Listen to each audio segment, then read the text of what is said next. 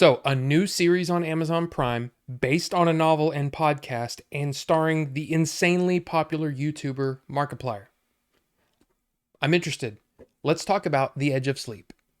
Dave Torres, a night watchman, finishes his shift and is horrified to discover that everyone who went to sleep the previous night has died of unknown causes. He must navigate the troubling hallucinations he has had since childhood in order to solve the mystery and figure out what happened to them.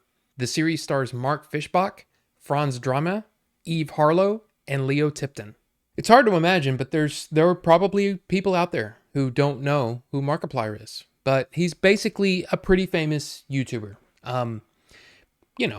Slightly famous. He's got like 37 million subscribers, so pretty well known. But I actually found out about Markiplier through Jacksepticeye, another very famous YouTuber who, they do things together and, played games together, and Markiplier cracks me up. So I've been a fan for, I would say many years. Now, since I helped a group of YouTubers, namely the Game Chasers, make a movie, I thought that it would be cool to see what someone with Markiplier's reach could do. I mean, he's got like 200 times the subscribers as the Game Chasers. So yeah, he probably has a little bit more access to financing. So yeah, I was genuinely curious as to what Markiplier could do with something like this, a movie, series, anything. Before we go any further, I do want to mention I'm not going to spoil anything. So this is a spoiler-free review of The Edge of Sleep. So, but first, I start how I always start, and that's with the technical side of things. And I'd say, across the board, I'm pretty impressed. Aside from what I would call a couple of rocky CG shots, I'd say I was really impressed, and I really like what they were able to do on what was clearly a limited budget. I mean, look, it's tough to make movies. It's tough to make TV shows. It's really, really hard. And one of the hardest things is locations, and building your world. And I think they did an excellent job. There were no scenes or anything where I felt like that was a problem. Like, I really liked the way that it was shot. I liked the music was actually really good in it. I liked everything technically about the show. The acting overall, I think, was pretty good, like across the board. Now, because you have a limited cast, because of the way that the story is structured, you really only have to rely on a few different actors. But I'd have to say, I think they did a fine job. Now, there were a couple of scenes that I will admit where I felt like the tone of the scene didn't warrant a joke in that moment, but those are few and far between. And like I said, overall, I think pretty good job. And I have to say, I think Markiplier actually has a lot of talent when it comes to the acting department. I think he did a really fine job with what he was supposed to do. And I think what else can I say? I think he did a good job. This is interesting though. And this is more of just an observation rather than criticism. Okay. So just take this as you will.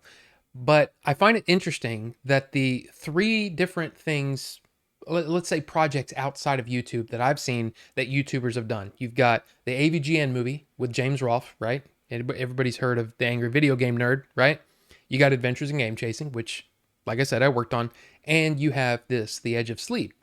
And in each case, you have three different characters, people, who have larger than life sort of personas on YouTube, and yet in the movie or the series that they act in, they played like the straight character, the kind of straight-laced, not like, explosive characters. I find that really interesting, and I mean, like I said, I don't know other than I just find that interesting.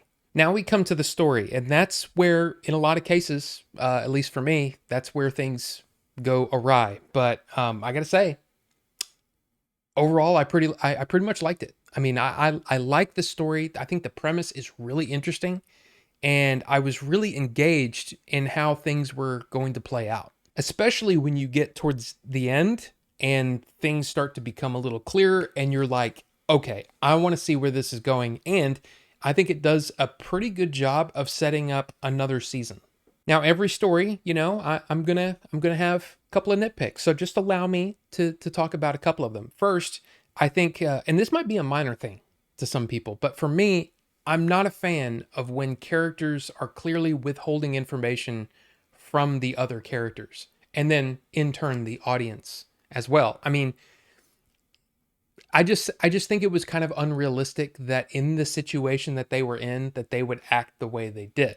Now, I understand the reasons for this as a storyteller, because you want to withhold the mystery as long as possible.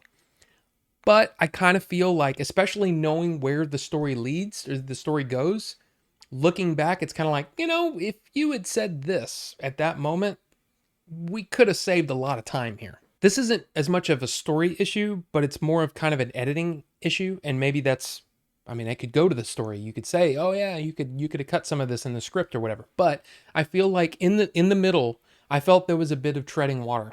I feel like there was a momentum, and then it just kind of stalled for a little bit, and then it picked back up again. But again, maybe that's a story issue, maybe that's just a script issue, but that's how I felt. I also feel that with a bit of clever editing, that this could probably have been edited down to about like an hour and 40-minute movie. But then again, I understand, especially when you're trying to create something for a streamer, right?